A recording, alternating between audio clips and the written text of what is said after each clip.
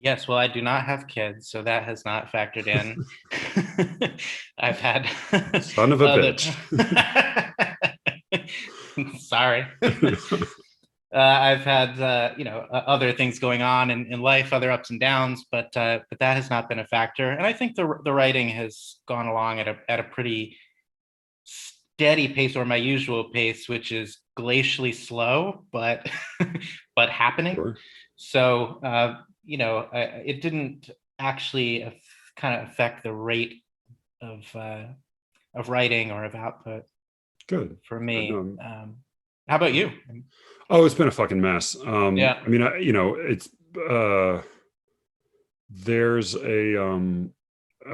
there's a Kurt Vonnegut's short story called Harrison Bergeron that Oh yeah. libertarians love to cite it. But for me, the big takeaway from that story, which is about a dystopian future in which all human differences are equalized through government enforced handicaps, and the people of above average intelligence have to wear helmets that make very loud noises in their ears all the time.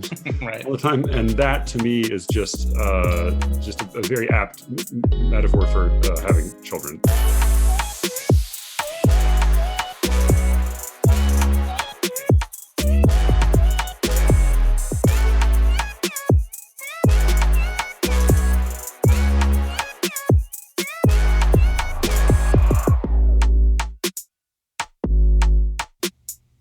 I'm Matthew Buckley Smith, and you're listening to SLEERICKETS, a podcast about poetry and other intractable problems. This week, I have a conversation for you with Austin Allen. Austin is the author of Pleasures of the Game, winner of the 11th annual Anthony Hecht Award, Anthony Hecht Prize, published by Waywiser Press. It's really slender and strong poetry collection from a few years ago. He's the author of numerous critical essays, and he was going to be teaching a class and leading a panel at the 2022 Poetry by the Sea conference.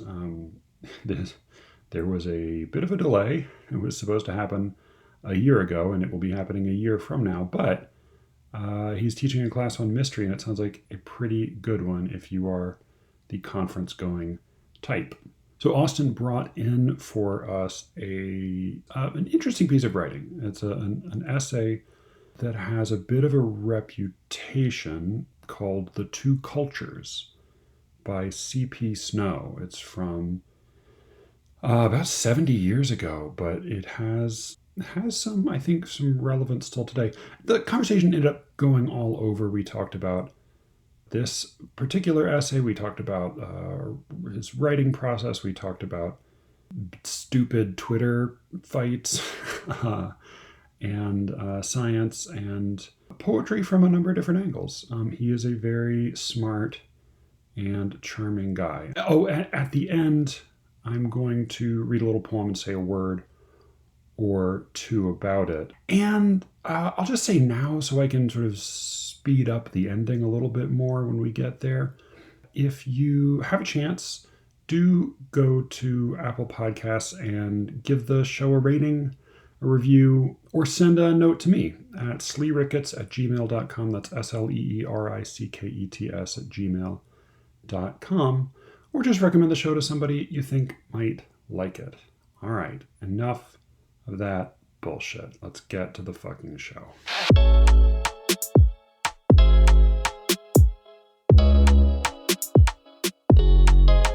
This was originally an essay that appeared in the New Statesman, and then he expanded it a couple years after that, 3 years, I guess, later, in the 1959 Reed Lecture at the University of Cambridge. C.P. Snow was an English chemist and novelist who is now probably best known for this essay or this piece. So the Two Cultures is the first section of this lecture, and it's by far the most well known. It was then published as this lecture was published as a standalone book and became a big sensation, both in the US and in the UK. What was it that made you want to bring this in to discuss further? Yeah, so I know this essay or this lecture as just a touchstone that gets referred to a lot anytime that, or that I've seen often referred to whenever there is some sort of perceived gulf or clash between the worlds of the sciences and the humanities. And so I can't pretend to be very familiar with C.P. Snow's work beyond this lecture. I mean, it is the most famous thing he did, and the two cultures has been this kind of phrase that's lived on and gets referred to and quoted. But the original text is fascinating. You know, there are aspects of it that I strongly agree with. There are aspects that are simply dated, you know, that have dated since the 50s, and then there are aspects that still seem fresh. There are aspects that I am uncertain about or disagree with a little bit.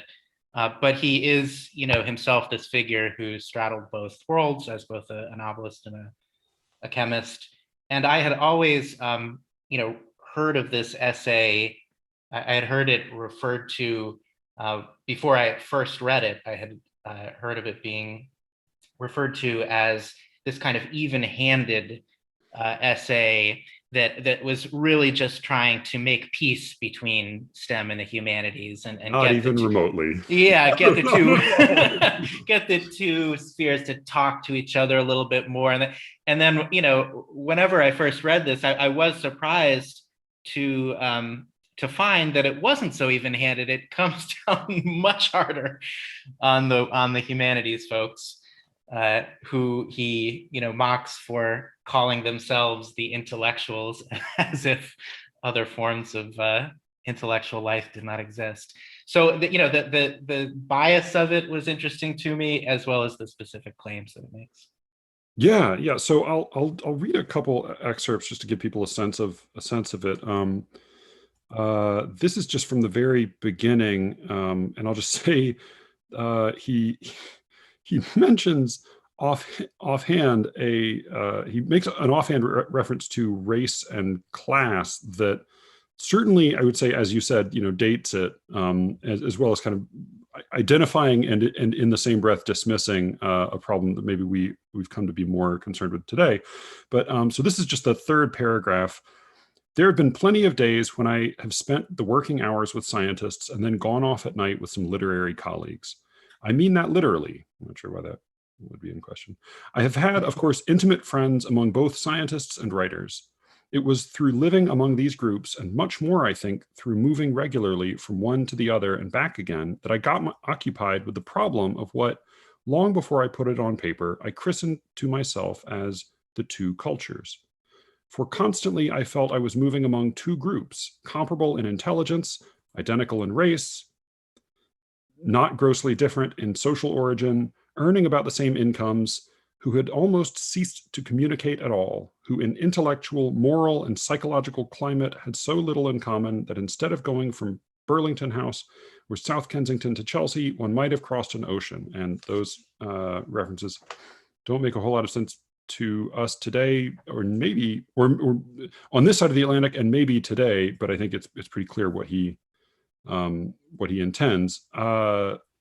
So he identifies here these two groups as scientists and literary colleagues, and it does seem like there's already a little bit of narrowing, that he's with the scientists. He does seem, as he talks later, to be a little broader in his. He seems to be including a few more categories of scientist there than among the literary colleagues, which really seems to be literary academics, Right. specifically. And there's, you know, I was not able to find F.R. Leavis in 1962 published a famous response to this in The Spectator that apparently I was not able to get hold of it, but apparently it was just vicious and extremely personal. And he attacked not just, you know, the argument here, but also, you know, Snow's like literary accomplishment and his intelligence, and apparently the kind of the intellectual establishment leapt to Snow's defense. But there was a in a kind of a later summary of the whole controversy that I found by the also politically very dubious Roger Kimball. He observes, and I think this is sort of where we see the beginning of this distinction, that Snow does seem to speak in a very slippery way about literary intellectuals, and then later he seems to lump that into this, he seems to use that as an equivalent term to what he calls the traditional culture.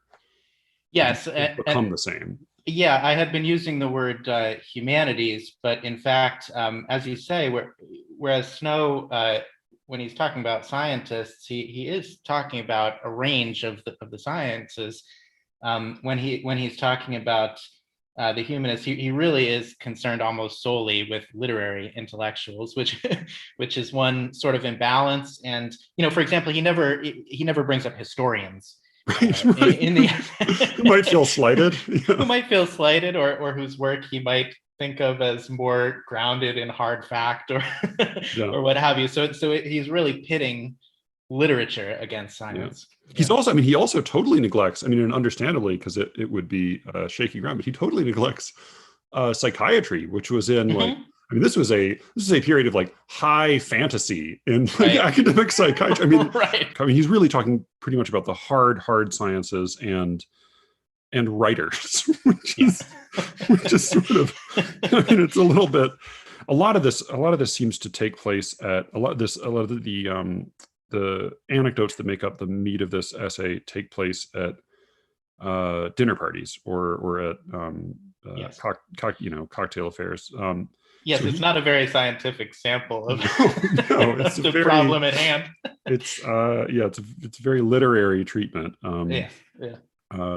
So he says here, he gives, basically he sort of cruelly quizzes the English majors, the English professors. This is these literary types dismiss scientists as ignorant specialists, yet their own ignorance and their own specialization is just as startling. A good many times I have been present at gatherings of people who, by the standards of the traditional culture, are thought highly educated, and who have, with considerable gusto, been expressing their incredulity at the illiteracy of scientists. Once or twice I have been provoked and have asked the company how many of them could describe the second law of thermodynamics. The response was cold. It was also negative. Yet I was asking something which is about the scientific equivalent of, have you read a work of Shakespeare's? I read that and then broke out into a sweat. I always have sort of a vague knowledge of the three laws of thermodynamics being like energy is conserved, entropy increases, and something. But I felt like it was a little unfair. Like I want to say like, have you read a work of Shakespeare's might be equivalent to like, have you read like, have you ever known the second law of thermodynamics? Like, have you once encountered it and then forgotten it 20 times? I first encountered this lecture however many years ago, and that is the most memorable part. And every time I think of and go back to this lecture, I have to look up the laws of thermodynamics again. And I have a terror of some scientist quizzing me at a party someday. Right. Like, second law, and I of course will blank on it. Some of this felt like a little bit like a gotcha. But what would you say about how this split, at least as he sees it or articulates it, compares to where we are today? Where intellectual culture is today? Yeah, I think some of those kinds of observations, however fair or unfair, do still have some truth to them. And in fact, one personal touchstone for me with this essay, which is kind of coming from the other side of it, is I think this would have been about 5 or 6 years ago. I was hanging out with a friend of mine from college who majored in physics and went on to do graduate work in physics, and then transitioned into another career slightly outside the sciences. But that was his background, and a good friend. And we were just catching up and asking each other, what we were working on. And he told me about his work, which I probably did not understand a word of. And I told him that I was writing at the time an essay on Auden, and he, an extremely brilliant, well-educated guy, asked, "Who's Auden? What is that?" And that that those kind of moments do put things in perspective, because as you know, for me, Auden is a huge, model, and for every poet is one of the greats, and his work to me could not be more relevant, to the wider world. But I'm aware, and I was made aware in that moment, that that not everyone feels that way, or is as oriented toward that kind of study and that kind of reading. So and I don't doubt that whatever he was working on at the time was relevant to my world in many ways that I would be better off for knowing. But that was a two cultures moment, so it interests me in terms of it's easy to nitpick Snow in various ways, and talk about how that essay has dated, but there is a core truth that I think I do agree with, which is that specialization makes it harder and harder as the years go by for anyone to really know intellectual fields outside their specialty in a deep way. But the sciences and the humanities would benefit in many ways from bridging that gulf a little bit more, and finding ways to talk to each other more, as Snow puts it. Yeah, I think part of what gives him the ability to make this an argument about two distinct cultures rather than an argument about specialization in academia is that conflation he makes between literary intellectuals and the traditional culture. The distinction he makes pretty sharply is the scientists have the future, and the literary types have the past. Yes. There's a couple of quotes I'll just read quickly here. Please, yeah. He does put it in a very pithy way. He is talking about how these two realms could interact more fruitfully. And he says, the clashing point of two subjects, two disciplines, two cultures, of two galaxies, so far as that goes, ought to produce creative chances. In the history of mental activity, that has been where some of the breakthroughs came. The chances are there now, but they are there, as it were, in a vacuum, because those in the two cultures can't talk to each other. It's bizarre how very little of 20th century science has been assimilated into 20th century art. And then a little bit down, he's in the essay, he says, 30 years ago, the cultures, of course, he's talking in 1959, 30 years ago, the cultures had long ceased to speak to each other, but at least they managed a kind of frozen smile across the gulf. Now the politeness has gone, and they just make faces. Yeah. So yeah, but he says in there, now and then one used to find poets conscientiously using scientific expressions and getting them wrong. And he cites a couple examples, and he says, well, that's not really what science should be doing for art. But it isn't really clear exactly what the most fruitful version of that relationship would look like. I mean, other than maybe like Tom Stoppard or, I think you shared a couple of other pieces by Amit Majumdar, who's a radiologist, a medical doctor, and as well as a very, very accomplished poet.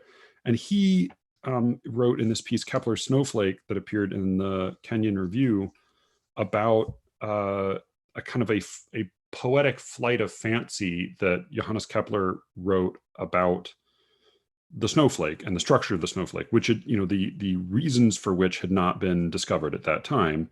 And Majumdar makes, I think, a kind of a meaningful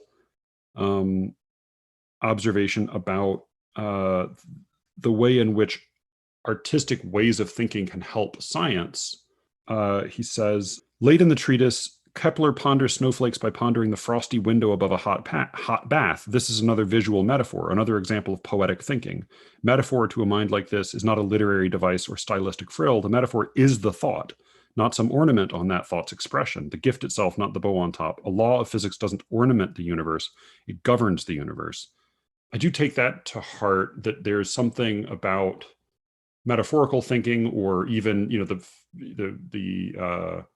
famous like shower thoughts where you're zoning out in the shower when the thought comes to you, which to me, like I guess like the original instance of that has to be Archimedes in the bathtub, right? Yeah, yeah. Discovering displacement. So I fear I fear coming from Ashwadar that it may be that poetic ways of thinking can really help science. It certainly can help scientific writers. I mean, you read Darwin, and he's a marvelous stylist. His grandfather, I think, was an accomplished poet. I want to say That's right. Yeah. without that, I mean, his work might have had the scientific impact it had, but it certainly would not have had the cultural impact. It would not have become as, I think, as popularly understood. But it's not clear to me. I mean, it seems to me like there is something that scientists can take from, to put it in cliche terms, thinking outside the box. Whereas with poetry or with art, it may be that science really is just sort of the ornament. I'm not sure what the best version of that would be, other than like getting the terms right and not offending C.P. Snow in that way. Yeah, it can't hurt for poets to get their terms right, to use words correctly. I mean, that's a start. Although, sometimes fruitful things can come from misusing words, I suppose. But I do think, when I think about practical applications for what Snow is talking about, I mean, certainly a meeting point between these two spheres is just the common sphere of language and politics. So, this is a problem that factors into science communication, for example, and how scientists at a time when science is sometimes under political threat and is certainly essential to solving some huge political challenges that we're facing, learning how better or best to communicate certain ideas, to make them relevant and accessible to the public.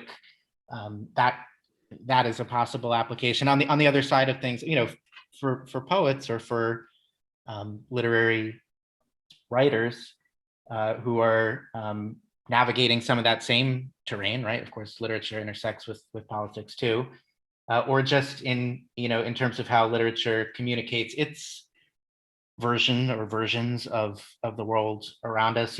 Having some sort of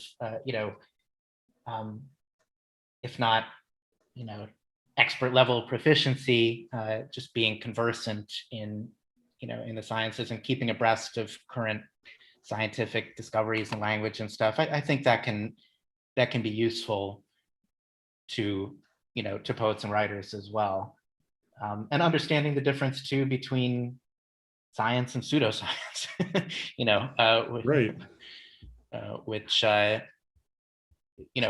pseudoscience is in various forms is a huge political challenge right now, and for poets and literary people who may need to dabble in a certain kind of mystery or mysticism or that kind of thing, navigating that balance between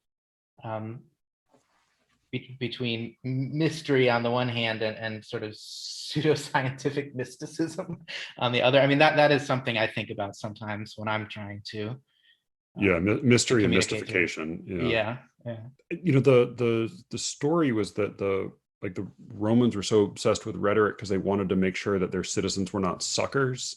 They would not be easily taken in. Right. That's kind of what I have in mind too. And also there's, I think we're living in a moment in the literary sphere where things like sub-disciplines or areas of concentration like eco-poetics are becoming a big thing. Poetry, I'll speak to poetry because it's the discipline I know best, but poetry has this desire to speak to issues of ecology and climate change and that kind of thing, which is obviously something it can and should take on, but having that that level of having the ability to ground it in scientific language and thought to some extent would necessarily be helpful for that enterprise, right? You don't want, I would think, you wouldn't want an eco-poetics that's grounded, in pure mysticism, Right. or or like it's so, Okay. it's just something I think about. Yeah. How can poetry have those conversations meaningfully? Yeah, so the lecture goes on that, the two cultures is the first section of it. The second section is intellectuals as natural Luddites, which is sort of leading up to, so even at the end of the two cultures, he gets into what seems to be his real focus for the lecture, which is the USSR is way ahead of us when it comes to training scientists, us being the West as he sees it. Right. And so we need to catch up, and we need to get over all of the cultural obstacles we have getting in the way of that. But I think a meaningful distinction he offers in saying scientists, scientists have the future, they have the momentum. One thing he says that seems to have changed almost not at all. Toward the end, he says, it is not only that the young scientists now feel that they are part of a culture on the rise while the other is in retreat. It is also, to be brutal, that the young scientists know that with an indifferent degree, and there I think he's using indifferent to mean not from Cambridge or Oxford, they'll get a comfortable job, while their contemporaries and counterparts in English or history will be lucky to earn 60% as much. That I think is totally still applicable. It's just maybe more extreme today. Yeah, that part was kind of a dagger in the heart. Jesus. He says that basically, like, by being existentialist, by being kind of crepuscular Eleotic types, by looking to the past rather than the future, and being so concerned with what he refers to as the condition of man, it really, like, truly, like, the absurdist existential condition of man. Literary types are neglecting not just science as a set of intellectual possibilities, but also sort of the needs of their fellow man. That he says that where science has a moral advantage, is that it's practical science. Again, there's conflation here, as there's conflation in some of the criticism of this as well. Like, either fixates on practical science or on pure science without recognizing that really both are kind of in play. But insofar as he's concerned with practical science, the advantage that has is that it's all about how to do things. And he says that basically there's a great need for practical science just for the sake of eliminating world poverty, and industrializing the at the time not yet industrialized world. And this is really a humanitarian mission. And so I do wonder if part of the criticism amounts to the literary or the humanities, however we want to slice it, this one culture is navel gazing, is concerned with not necessarily Albert Camus anymore, but maybe other sort of small, closed, private concerns. There is a great need for and great possibility on a global scale for things that practical science might have answers to. And I think today, poverty continues to be a problem, though some of the questions he's addressing here are no longer quite as relevant. But I think climate change is obviously one example of a major global need, and I wonder if some of the criticism of literary types or humanities types as being navel gazing, maybe in different ways, still applies. Yeah, it's in all these things you're making huge generalizations, right? And of course, yeah. No, certainly is. I certainly think there are individual literary figures and maybe even whole branches of contemporary literature to which Snow's criticism might apply. Certainly there is navel gazing literature out there, or literature that is very insularly focused on one country or culture. American literature that doesn't look outside American borders, that kind of thing. And certainly at the time, there was too. I do wonder sometimes how much this essay was a response to T.S. Eliot, because Eliot was such a major figure at that time, and he does bring up Eliot once in the essay as what he calls an archetypal figure of the issues that he's talking about. So he may have that kind of writer in mind. Eliot, then a figure of huge world prominence and huge stature as both a poet and a critic and that kind of thing, although a very controversial one then is now.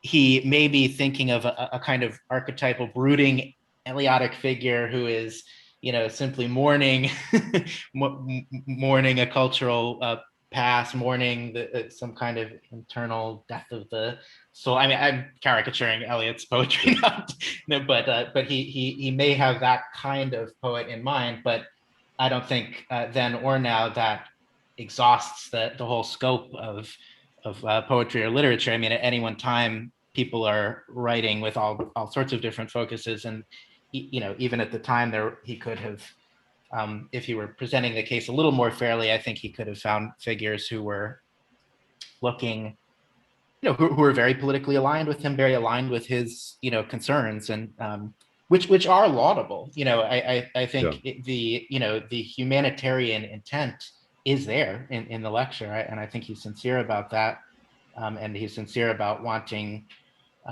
science to be, to lead the charge in solving some of these global inequities and global problems. And so I think his goals are laudable, but he does in the process, caricature the literary arts a little bit.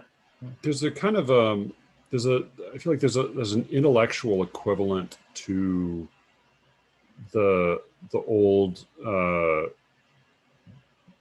bellicose chauvinist argument. Well, you're an able-bodied young man, why are you not fighting for your country? There's a kind of there's an intellectual, like, well, you're a smart guy, why are you not applying that intelligence to something that matters? Right. The whether or not people devoting themselves to literary criticism or critical theory or poetry or whatever field of humanities today would be capable of helping design better solar panels or not. I do think there's, I was talking to Jonathan Farmer about this the other day. I do sometimes wonder about things like,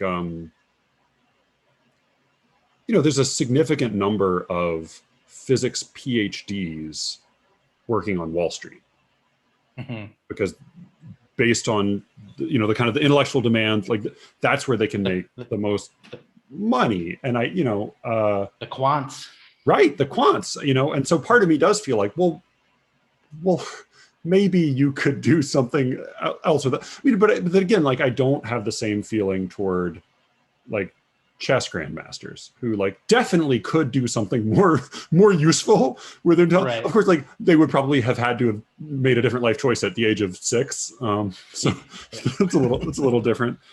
I feel like this came up and was there was like a period where this was a big hot public topic of debate during Obama's administration in questions of encouraging STEM learning.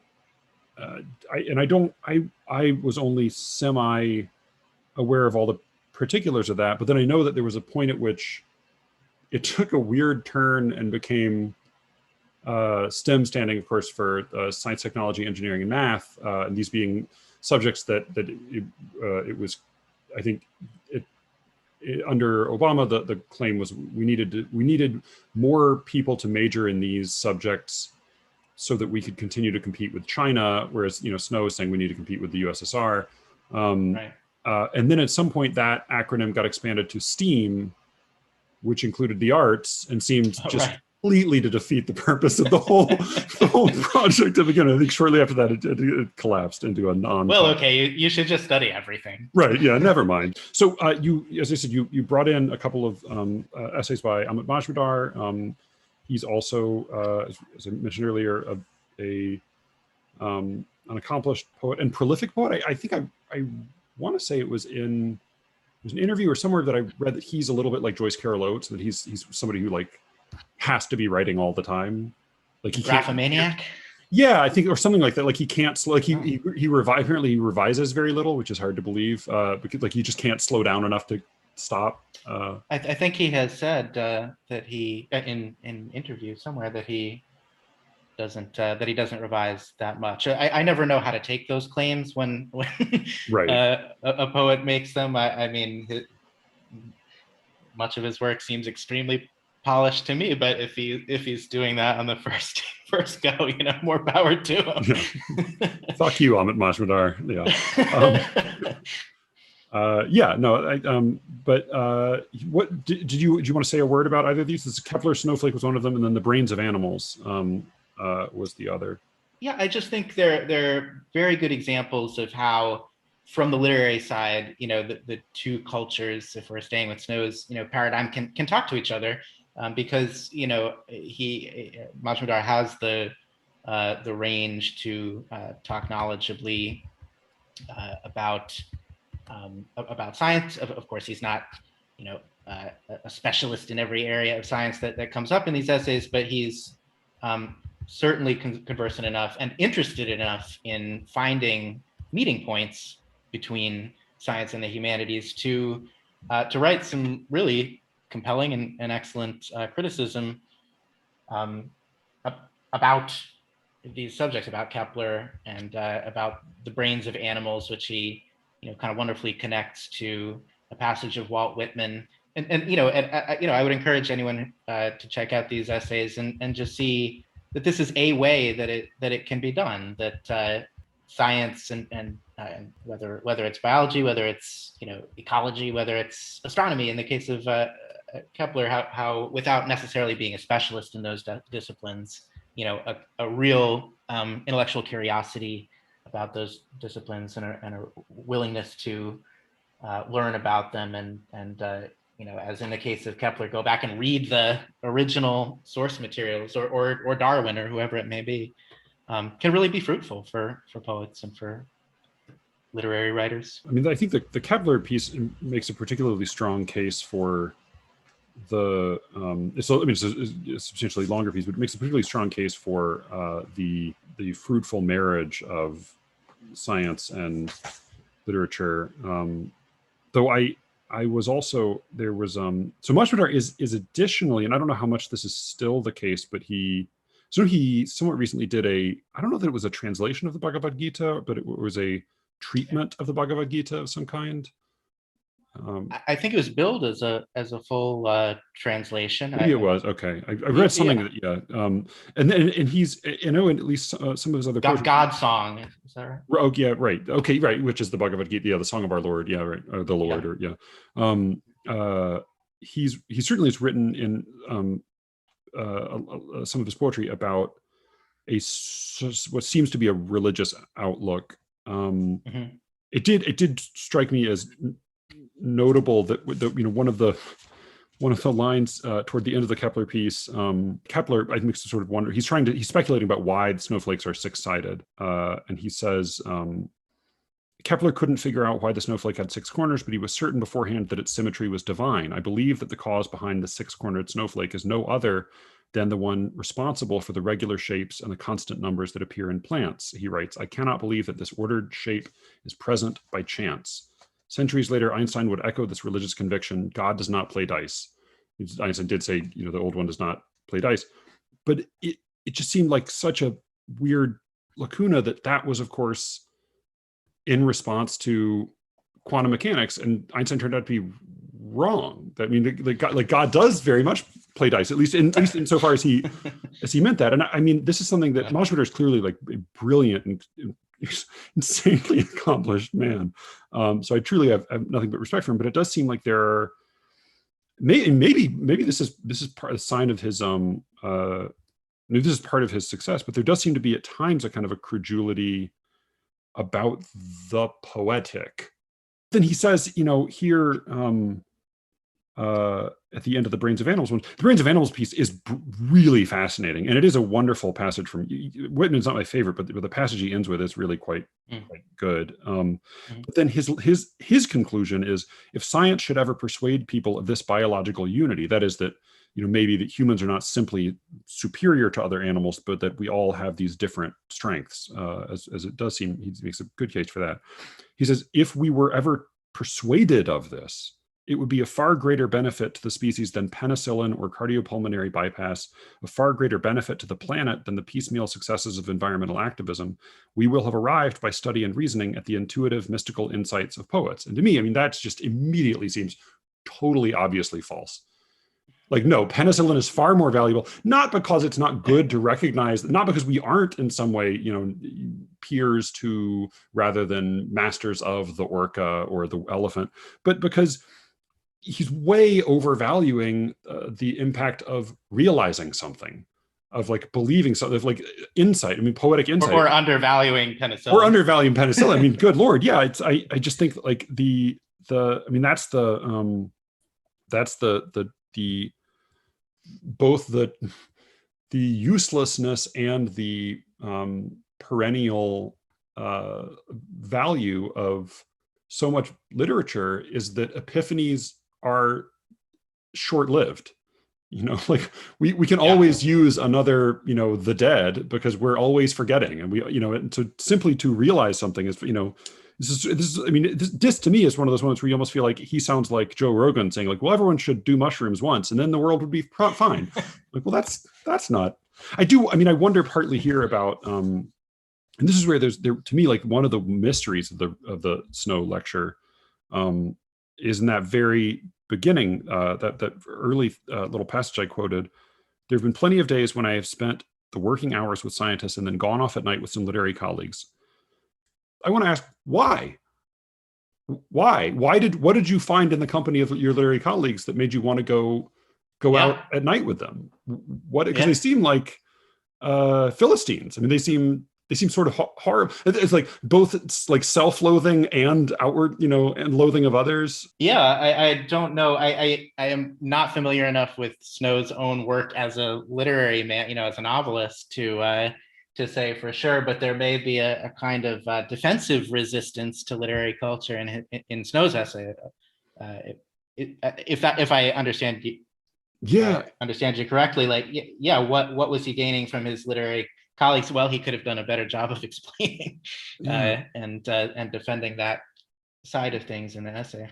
But though part of me wonders that both about.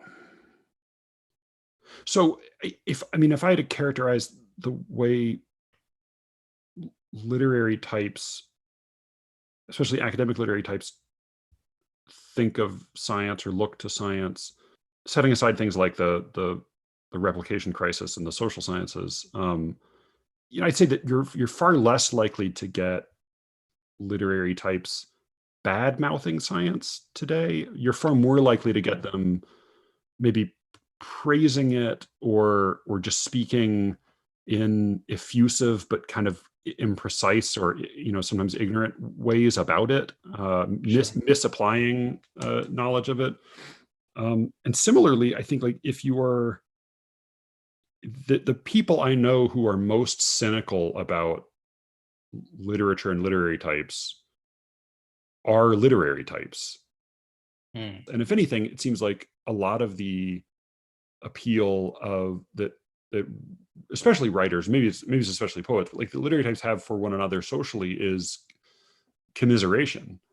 Yes, although one thing that's changed, I think, that passage jumped out at me too on this latest rereading, because I am not sure if you got a room full of scientists together. Now I have to conduct a thorough experiment, I guess, right, but I'm speculating here, but I think scientists are certainly do not have the kind of ingrained optimism about the future necessarily that Snow credits them with having. In other words, that scientists, even in their public capacity now, for example, climate scientists, are sometimes called upon to be professional pessimists in a sense. Right. There is this, and there is not this sense that I see coming out of that culture, that we're in this heroic age where all the problems of the world will be solved. And so that is a potential meeting place, and that kind of necessary pessimism or at least or realism Yeah. about the world is a potential meeting place now between literature and science. And I should say too that I think there is also a place for optimism as well. But I think that's something that's changed, and I don't know that scientists have scientific culture now has that kind of that kind of techno optimism, even if maybe parts of Silicon Valley or Yeah. still do. Yeah, no, I think you're right. That is a Silicon Valley. That is the role Silicon Valley plays today. And you're right. I think like the just this past year and a half really took a lot of the bloom off of a field like public health, which was revealed as being, at least equal parts science and humanity. There were clearly a lot of cases in which there were, I think often good faith compromises, but there was, I think a lot of medical professionals were called upon to present a scientifically flavored argument for the public good, which wasn't always, bracingly, impeccably scientific. For sure. And another thing that this makes me think of in terms of the optimism pessimism thing is this is a little bit at an angle to what we were just talking about, but Snow's essay comes out right on the cusp of the space race, right? So he's writing in the late 50s, and that was that space race, that race to the moon and so forth, became associated with a certain kind of techno optimism during that period and scientific optimism. And I was thinking about this in connection with Snow too. First of all, because we now have a very different kind of space race with, billionaires racing to the to wherever they're racing to. That I think that the public is extremely skeptical, rightfully skeptical about. But because that's been in the news, I was thinking back to an essay I wrote a couple years ago for the 50th anniversary of the Apollo moon landings, and my essay was about the poetry that was written around that period of the first moon landing. And I found out, in researching that first of all, a lot of poets at the time were quite skeptical about the Apollo missions and about the space race in general. And I came across, first of all, there's a Mary Ruefle essay that was written for the 25th anniversary of the moon landings called "Poetry in the Moon," which is wonderful. And she cites this guy who's now forgotten, but who complained basically in a separate essay about how pessimistic poets and writers of the 60s were about the space race. And he basically accused them of being technophobes, being Luddites, of being, just sort of anti-rationalist, anti-science, that kind of thing. And so one of the topics I took up in my essay was, a lot of the pessimism that came out in the poetry that was written at the time about the moon landings would be very familiar to us now. It was basically on political grounds. A lot of it was accusing, the space race of being a waste of money. A few years after LBJ had declared a war on poverty, that it was, expensive and unnecessary. Robert Hayden at the time writes that he, in a poem that he doesn't want the moon to turn into the white hope of communications men. So there's this so there's this very familiar aspect to it, and in a way, if Snow were alive today, that is an area where you could or an instance where you could show him, a poetry that has a skepticism, certainly a skepticism about the future, and even a skepticism about the applications to which science was being put, that has held up well. I mean, it's aged pretty well, even though, I'm whatever you think of the Apollo missions per se, we can at least relate in looking at the space race today to why poets at the time were launching a kind of valid critique of how those resources were being spent. And whether we agree or disagree, it has it has aged well in the sense that it's still very familiar to us. Yeah, it's not when an argument has dated, it means that it finds no more adherence except maybe among the extreme fringe of the culture, and that's, Right. by that standard, it's not dated. I hear arguments both from Marxists and from Republicans about scrapping NASA. Mhm.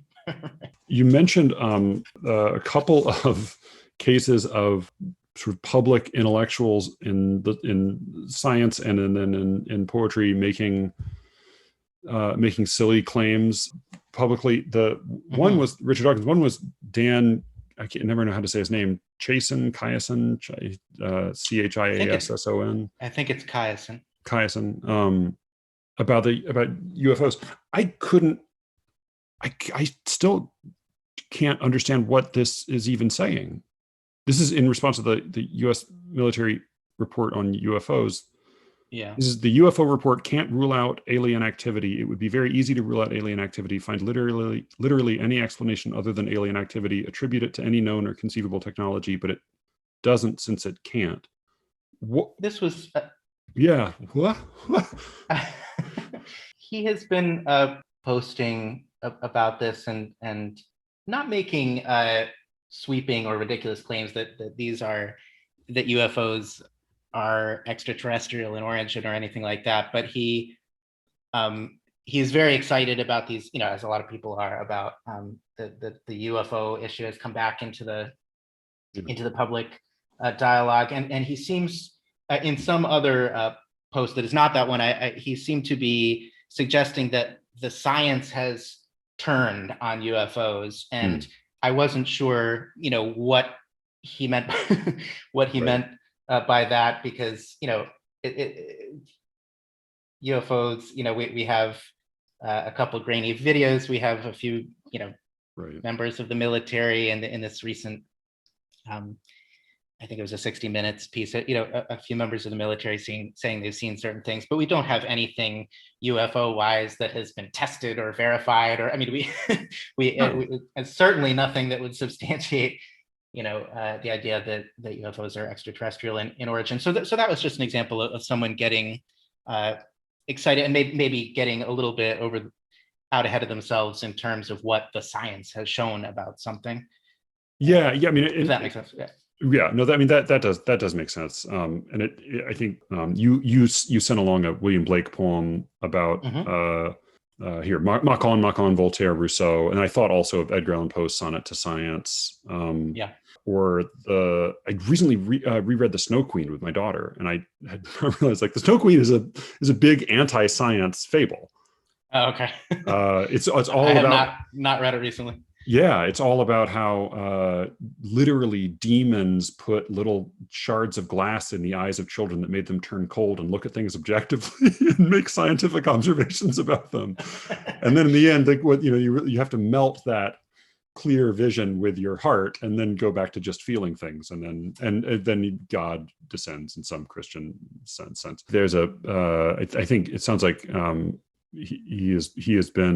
he has received some deserved mockery for this, but Richard Dawkins made I hadn't seen this when you sent it to me, but he also on Twitter, which it just seems like both of these, as well as plenty others, are just really good arguments for not being on Twitter. Sure, yeah, or at least not reflexively tweeting about things as they come to mind. He says Kafka's Metamorphosis is called a major work of literature. Why? If it's SF sci-fi, it's bad sci-fi. If, like Animal Farm, it's an allegory of what? Scholarly answers range from pretentious Freudian to far-fetched feminist. I don't get it. Where are the emperor's clothes? So yeah, that is definitely one of the things recently that I've seen that put me in mind of the Snow essay. It's a ridiculous ridiculous thing even to wonder about for anybody who's taken a freshman literature course. Also, I noticed Dawkins is make sure to get in a dig at feminists for some reason. Well, right, yeah. He's gonna take down Kafka and the feminists all at once. No, and well, I mean, that's what's odd about it. I mean, for the record, Dr. Dawkins, the tragedy of the human condition is that we have to perceive ourselves in the first person, but live out our lives in the third person. And Kafka's Metamorphosis renders both of those realities in a single, elegant and indelible figure with memorable, recognizable human characters and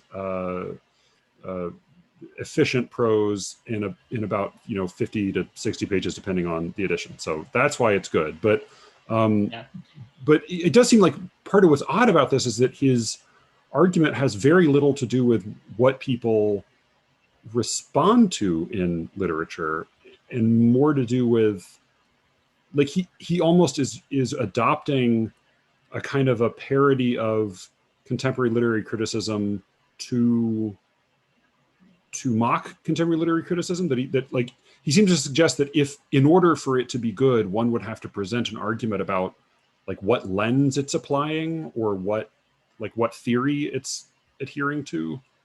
I'm not sure where he's coming from on this, but I should say that you in how you just described the Metamorphosis have modeled a good way to approach that other culture.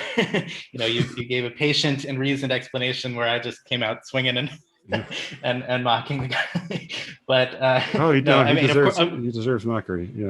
Yeah, I mean, of course, there's a time in any in any student of literature's life before they do get the Metamorphosis, and it has been I guess that Dawkins never had that teacher or what have you. But it's fascinating to me that, and I hope he's learned something from the comments that he got.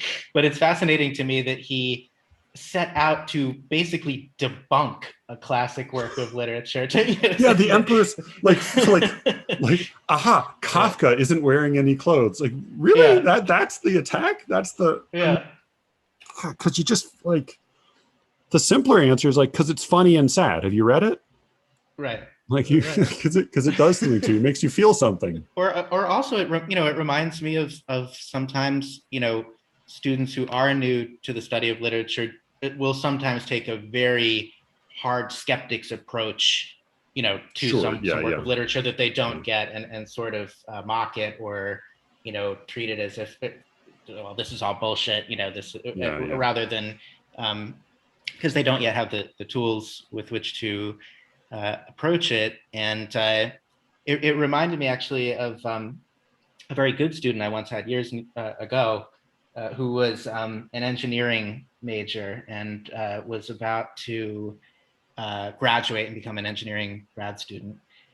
And I was teaching some poem, and I must have been talking about something related to negative capability, or at least the way in which a good poem can leave things fruitfully unresolved.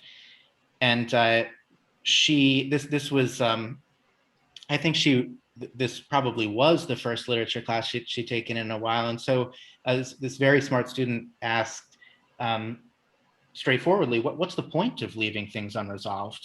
Why would you do that? Why would a literary work do that?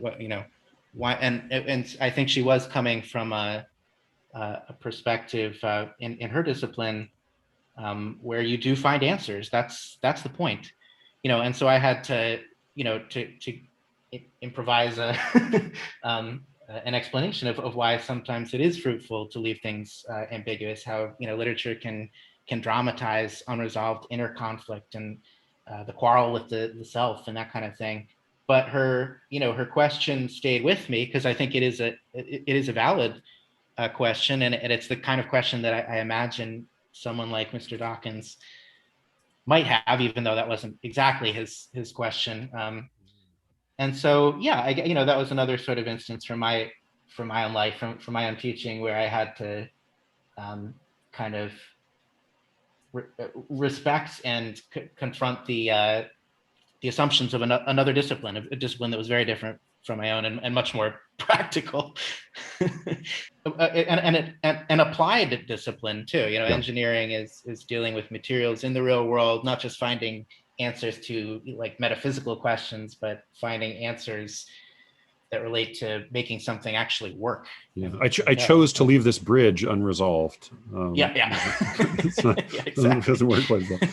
My freshman year roommate in college was a microbiology major, and he's now a medical doctor. He's a brilliant, sweet guy, but it was like the first week of school. I told him about that. Like, I think I was going to be an English major at that point before dropping it. But he said, here's my question. Why do you still read all of the old literature instead of just the newer literature that you know is right? Which is like such a bizarre question that it almost feels like a joke question. But it made sense from where he was coming from. And like, you don't study like the humors or parthenogenesis. Like, you don't study old wrong science anymore. You don't study alchemy. You study there is progress, and there's not progress with literature. Yeah, I mean, that's another another way in which these disciplines can proceed on a very different set of assumptions. And that's really fascinating, because I do think you could apply that in a way. Maybe this is a little bit of a stretch, but different people teach literature in different ways, and there are teachers, critics, who sometimes narrow their focus to much more recent works, feeling that they are, more relevant, that they have progressed in some way beyond ancient literature or even, literature 50 years ago. And that is not, the way I teach. That's not an assumption I would have as a teacher, but it's not totally foreign to our discipline either, to have the feeling that in some way art or literature progresses. Well, and there's, the other part that's true is that we do that by way of selection. That there's some selection is random.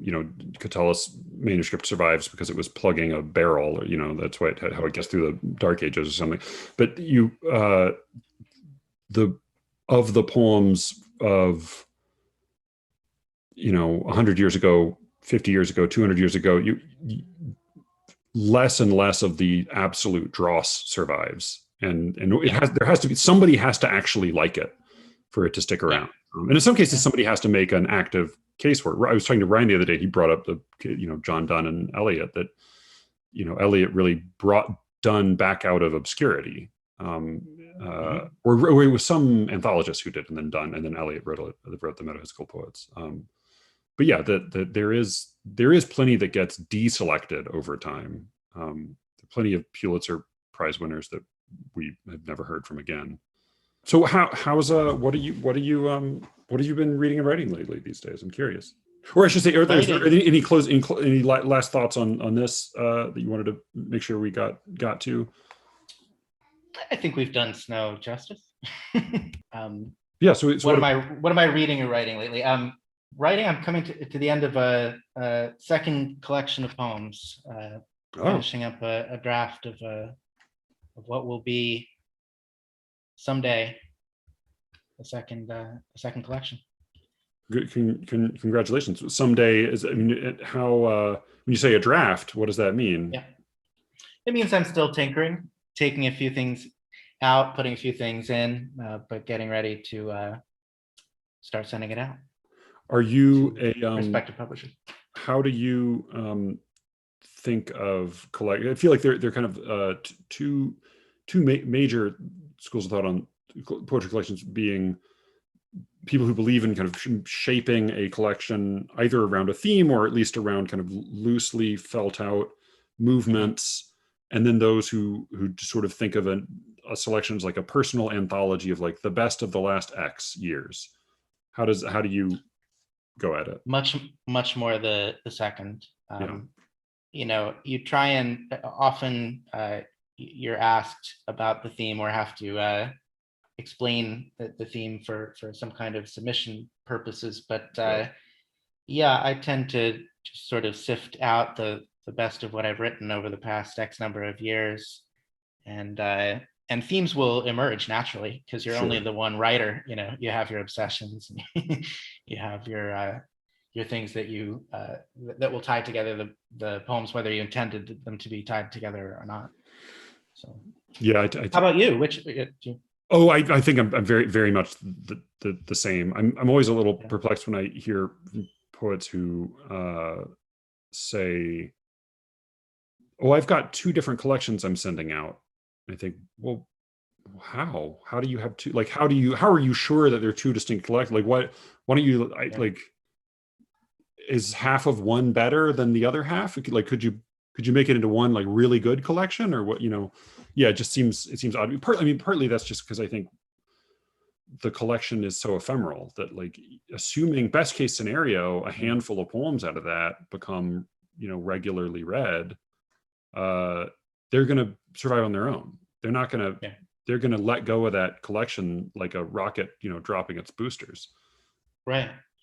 Right. And I think that's maybe more true now than ever because of the way poems circulate, which tends to be, on the internet, and often through social media, which has a way of sort of excerpting things anyway.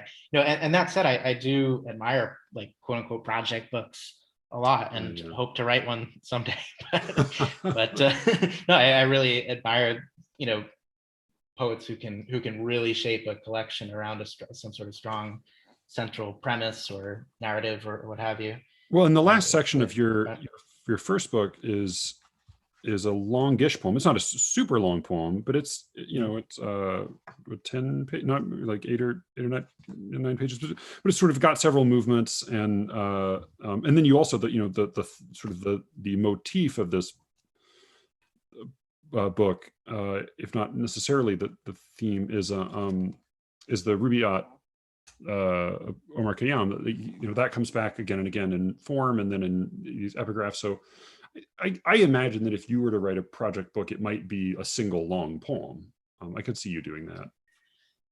uh, I am, again, it's one of those things where I'm fascinated to see other poets do that, and Right. that the different set of skills it takes to do that, the ambition, to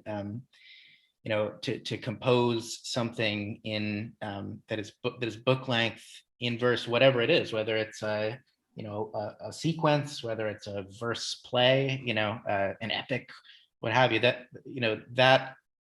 uh, is something I would like to be able to do. Right. Right. But for now I'm pretty anchored in the lyric. I mean, I don't know if you've thought about this for your own work too. Would you ever write a book length poem? Probably, maybe. I mean, probably not. I've written a verse play, and I've written some dramatic monologues, but nothing terribly long. This is something I wonder about. We're about the same age, I think. I think part of my kind of malaise when it comes to poetry has to do with, I mean, I've written criticism and plays, and then poetry as well. And then in the last 5 years or so, I've really started writing a lot of fiction. But I guess to me, I think a lot about, if I have an impulse to write something, what form it demands. And you can do any number of things in rhyme and verse in a shortish form, but mostly if I'm going to write that, I'm going to write a lyric.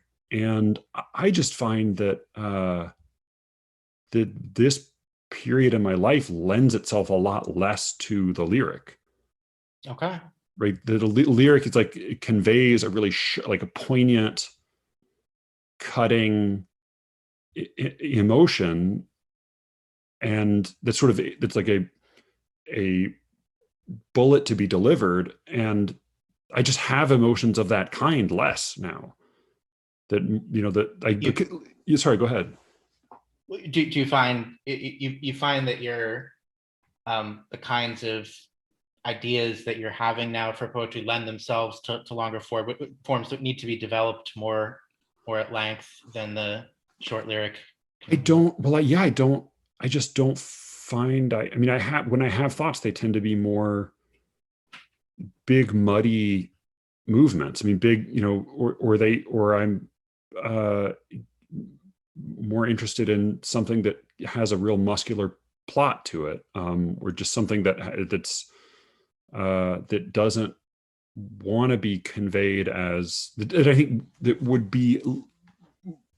not be as well served by poetry as it would be served by some other form that I at least have some that I can at least attempt. And I wonder about, there was for a while a lot of moaning about how the range of contemporary poetry had shrunk. We had given up all of these things, which is really just a matter of nomenclature. It's like, right, we don't have epic poems, or tragedy was poetry. Like we have novels, we have plays, we have movies. We haven't. Right. I don't know that we've really lost these things, but Right. but the lyric was the lyric, and I guess like to some extent like the monologue and the epigram and maybe a couple other little, like basically the lyric is the formal lineage of contemporary poetry. I don't think all contemporary poetry is lyric, but that's sort of the parental line that it comes from.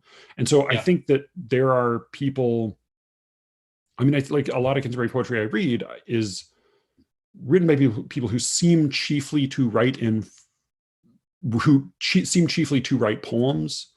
And so when they then have one of these sort of impulses that isn't necessarily a very lyric impulse, they fit it into this way of writing that they've gotten used to. And I think that's sometimes that results in muddy, unsuccessful poetry, but I think sometimes it also may be just a way for poetry to do something new. And I think for me, I just like I really enjoy and I'm very at home in genre and form, generic and formal distinctions. And so I feel less likely to want to write there's weirdly a rise of like the free verse play, or the free verse novel, which to me feels like, Yeah. what? But that is, but I think I understand where that comes from. It's just, I think for Sure. me, I would just go ahead and shift genres if that's what I was doing. That's interesting. I mean, yeah, there have been some free verse novels or book length kind of project books that I've certainly enjoyed. But I know what you're saying, and I feel like maybe with my last answer I was being a little coy because there is work that I'm doing that is too unfinished Sure. to for me to want to talk about in Right. detail. Sure. But I do feel some of the impulse that you feel. I also feel, by the way, that as someone who tends to write in received forms, that there have definitely been poems over the years and recently where I set out to write a short kind of, the short Jew-like, Yeah. formally perfect lyric, and the poem just began to sprawl, and wanted space to breathe, and became better once I took it out of a short form and let it breathe, or let it, and sort of a riff, I guess, on what the idea for 2 or 3 pages. So sometimes I like a little sprawl, and can find a very short lyrics intimidating, or confining, or what have you. So I think I know what you're talking about. So and I can cut this out because I can't remember if this was pseudonymous or not, or how seriously pseudonymous it was. But for a while, you had a series of poems written in this sort of heteronym. That's Is that right. Yeah. right? I mean, which I don't know how much of I remember I read a bunch of it, and I'm not sure at what phase it was, but I enjoyed it. It was like very clever and funny, and like Thanks. formally ingenious stuff. What was that? What was I just remembered about that? What was all that? Yes. Yeah, we can talk about that. This was basically a mock epic, although even that sounds too pretentious for what it was. It was a mockery of a mock epic. No, it was a poem that was written, a series of like dramatic monologue poems from a central character named Blad J. Garamond, who That's is right. this kind of archetypal, almost parody of like a somewhat Victorian dandy, or a Victorian gentleman, and in fact, the characters were named after fonts because they were all supposed to be types of one kind or another. So this was a playful set of poems that did kind of grow to book length, but I've never been sure quite what to do with it. So it's it has this, for me, it's sort of unofficial work. Although I did toss some of those poems up on a website I made over the years. But yeah, that was a fun project, and I suppose that would count as a longer form or more of a yeah. Oh, because certainly. they were interconnected. Yeah, no, And they told a story. Well, yeah, what a wild is that still accessible? I Or, took or should I mention it if it is? I don't know. No, it is. The website is still up. You can find it if you're of a mind to. Because I mean, But I have taken some of it down just because I don't want things to be, and also left some of it unpublished to begin with, because if I ever do publish it, you don't want the whole thing to be already accessible. So. Yeah, I mean, I'll plan to put all this in show notes so people can read the smart and silly things that we've been talking about. Is there anything that you have read in the last little stretch that you wish more people knew about or read, or that you feel is overlooked, or you sort of, if you can reach both of my other listeners with a recommendation, anything you want to pass along? Well, this is not overlooked, but I finally got around to reading a classic that I think a lot of writers will already know, but this is Annie Dillard's The Writing Life. I don't know it.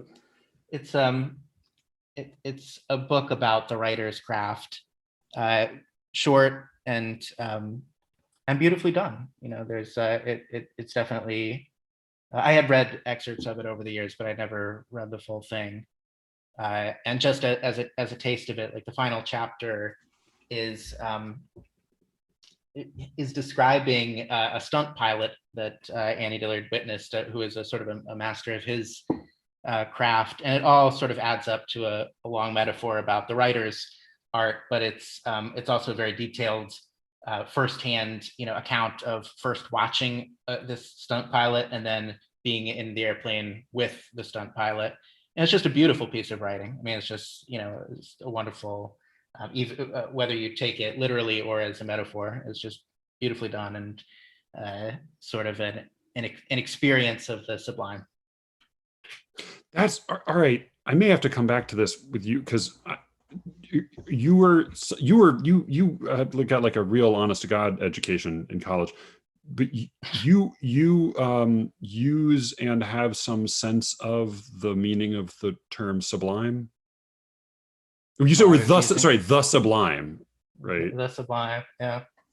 I was using it very loosely. I don't know if I could. Well, no, I mean, I'm not asking define it for you, but it was because Brian Platzer used it in a text message to me recently, and I had a little exchange with him. I just realized it's a weird gap, and like that I have some sense of it because I've had it explained to me, but it's one of those things, maybe like the third law of thermodynamics, that just I can't hold in my brain. So I'm started reading Kant about it, and I still am like, I feel like I'm going to come away from this book and be like, all right, I get what you mean by the sublime, but I've already forgotten it. I can't give you I can't remember anybody's exact definition, including Kant's, but I'm thinking of I'm thinking of the Romantics, and their sort of encounters with nature that left them with a feeling of awe that was displaced, from religion and spirituality, but was still an experience of awe and wonder.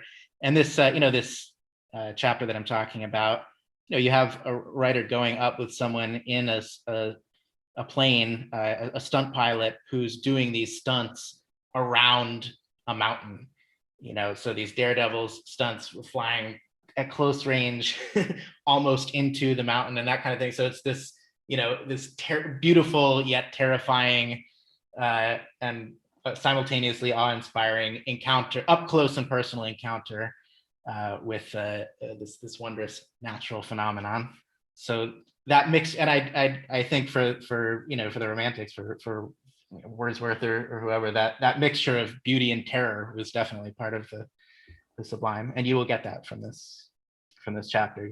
If you don't have a strong stomach, you'll feel like you're doing barrel rolls with Annie Dillard.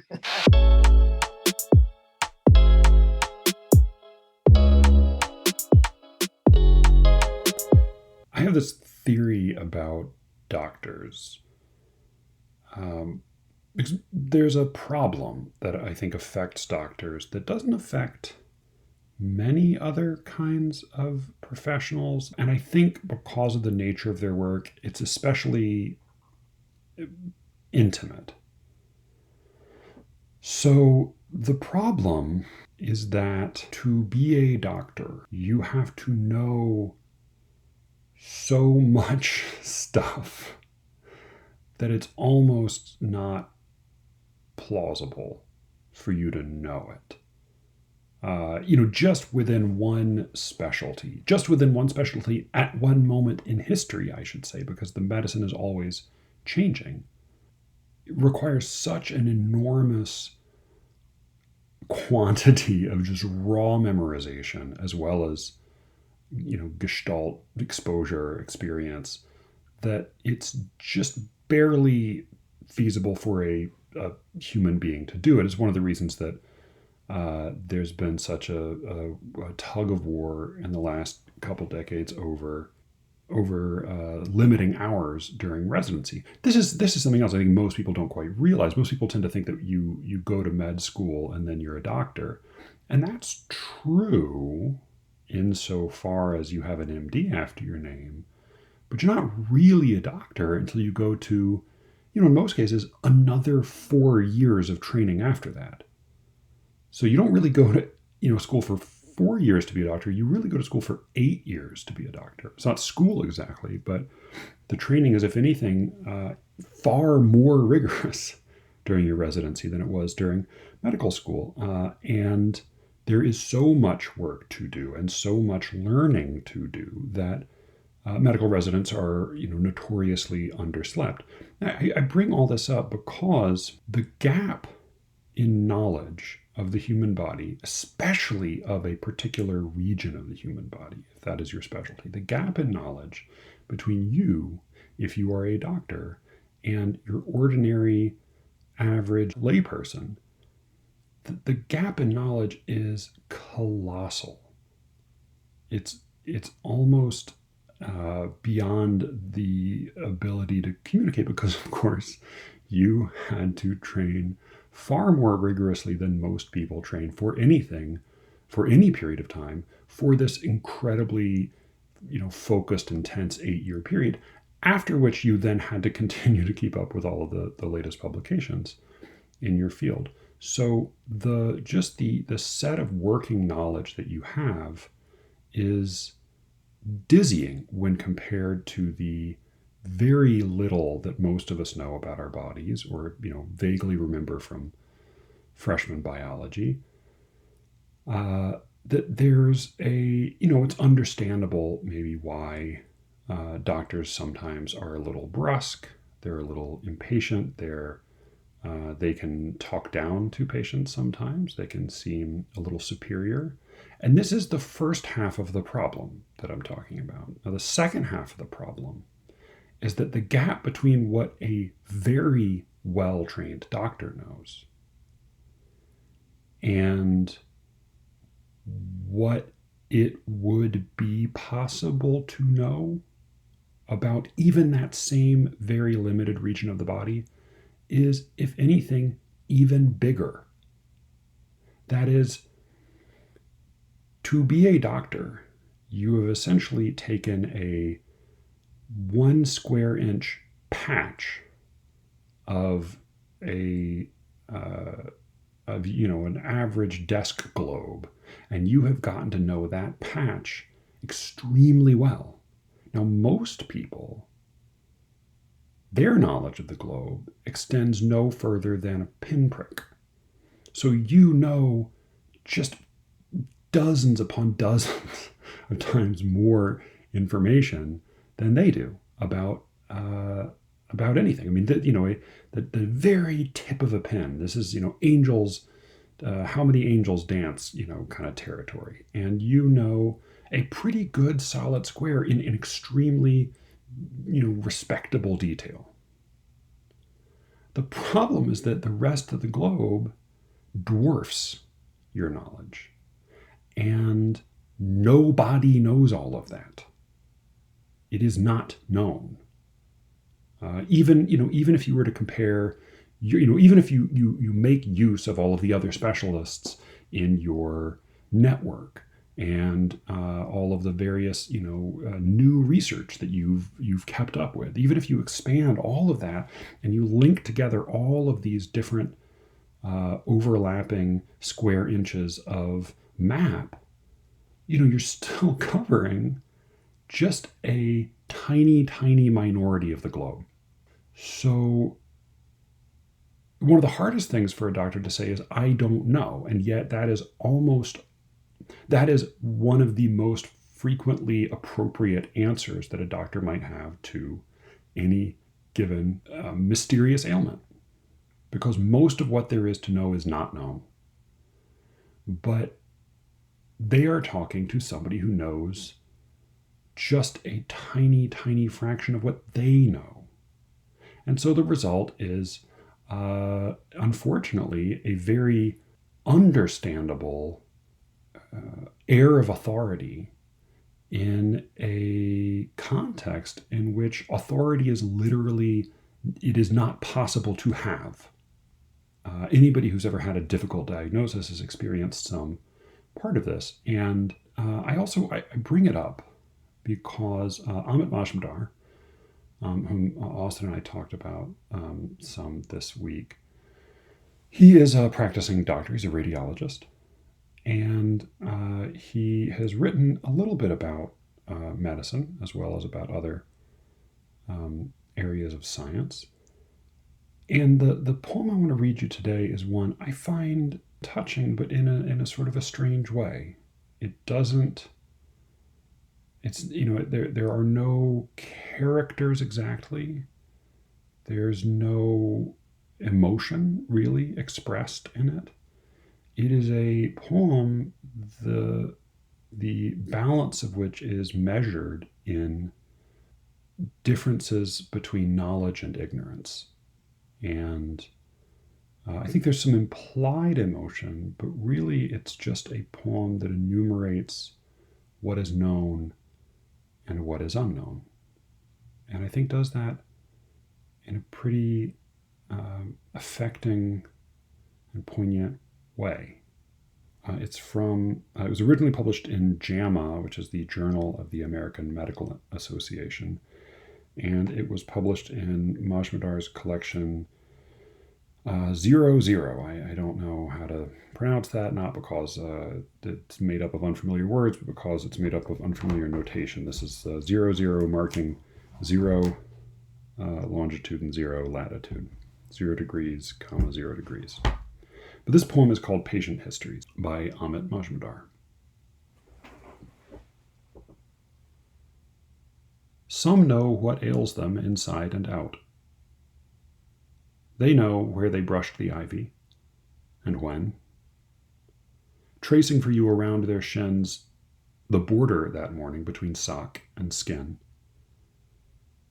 After resenting their past doctors by name, they ask you to spell yours, and write the letters, as you say them, on a yellow pad. Medication lists, Xeroxed, one for you to keep. They know exactly at what hour of the night their pain gave a murmur or turned in its sleep.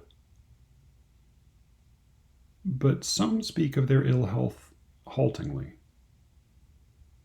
The first chest pressure, something overheard, across a room packed with more pressing events.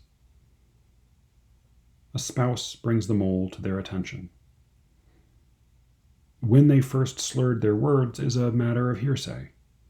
They have no dates for you, much less a time of day. And they are always the ones who get the worst news, whose malignancies have trekked to lung and liver in the sunshine of benign neglect, whose backaches turn out to be bone mets, the ones who felt the lump but figured it would go away.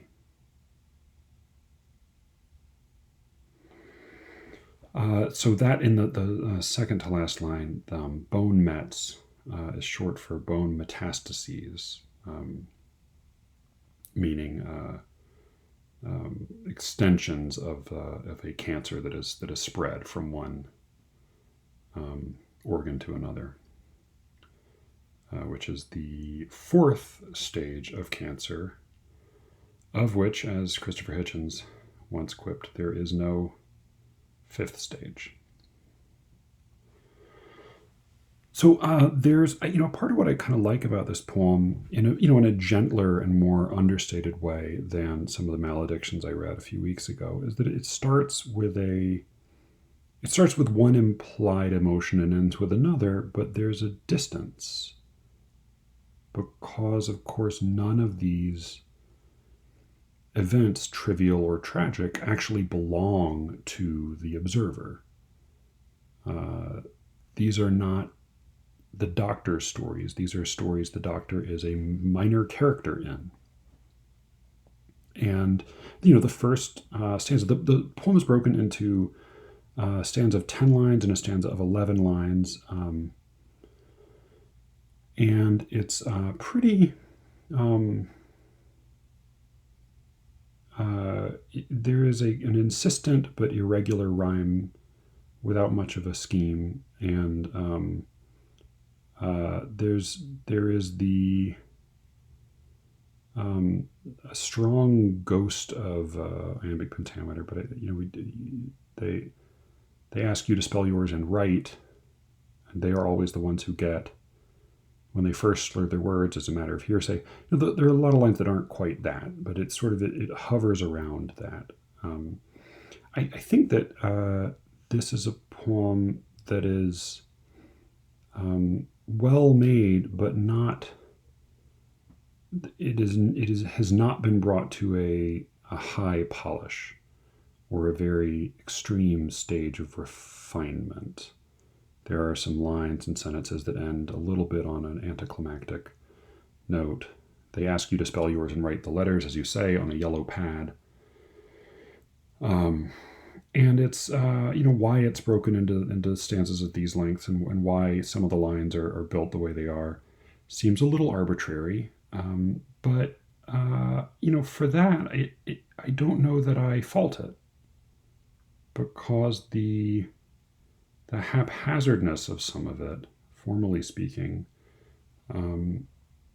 really, I think, just contributes to the mounting tension of the poem, which again is between what is known and what is not known. In the first half, of course, we know too much. These are patients who are constantly pestering doctors. They have a new ailment every month, and they have all of the details you need, and they have a long list of other doctors who did not take them seriously and who have since been have since come to be objects of deep resentment and irritation. So these are patients who are unpleasant for a doctor to have for very petty reasons. These are the patients doctors don't especially want to complain about, because nobody really wants to hear a doctor complain, but definitely would rather avoid if possible.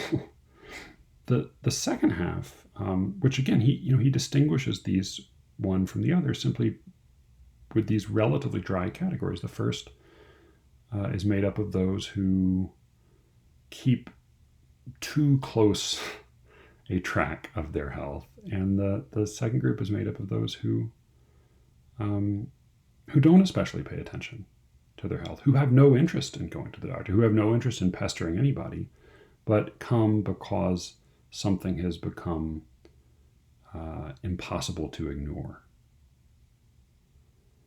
And we start with the doctor's difficulty, right? That in the first half, the doctor has far more information than he needs. In the second half, it's very difficult to put together anything like a clear story. And I find that I actually find it quite formally admirable of Majmudar to limit his sympathy to a simple acknowledgement, which is really, the least medical, the least scientific claim in the poem. And in some sense, people come to the doctor when a problem has gotten too big to either. People come to the doctor either because they want to come to the doctor with something, or because a problem has become too big to ignore. So in that sense, of course, the latter group is going to have bigger problems. But there is something of the patient's magical thinking about the lines. They are always the ones who get the worst news. There's something about this group of people who really had no intention of busying the doctor, troubling the doctor at all with their problems, but have been selected in the worst way. They are always the ones who get the worst news. There's something there, I think, that kind of echoes some of the inevitable sense of anxiety and even superstition that accompanies, dealing with a difficult medical problem. If you are somebody, especially if you are somebody who doesn't possess medical knowledge, there is a sense that this is deeply unfair to you. And just acknowledge, that's about all he does. He just acknowledges that feeling. They are always the ones who get the worst news. So that there's very little resolution, there's very little expression of a feeling, but I think in its restraint, in its dryness, I actually find this to be a very touching poem. I'm going to read it one more time and then say goodbye. This is Patient Histories by Amit Majmudar. Some know what ails them inside and out. They know where they brushed the ivy and when, tracing for you around their shins the border that morning between sock and skin. After resenting their past doctors by name, they ask you to spell yours and write the letters as you say them on a yellow pad. Medication lists, Xeroxed, one for you to keep. They know exactly at what hour of the night their pain gave a murmur or turned in its sleep. But some speak of their ill health haltingly. The first chest pressure, something overheard, across a room packed with more pressing events. A spouse brings them all to their attention. When they first slurred their words is a matter of hearsay. They have no dates for you, much less a time of day. And they are always the ones who get the worst news, whose malignancies have trekked to lung and liver in the sunshine of benign neglect, whose backaches turn out to be bone mets, the ones who felt the lump but figured it would go away. That was Patient Histories by Amit Majmudar, and this is SLEERICKETS. Incidentally, Dr. Majmudar, if you happen to hear this, Earlier in the podcast, when I said, fuck you, Amit Majumdar, what I really meant was, please come on the podcast and talk shop with me, Dr. Majumdar. So do drop a line if you are so inclined. Thank you all for listening. With any luck, I will be speaking to you again very soon. Until then.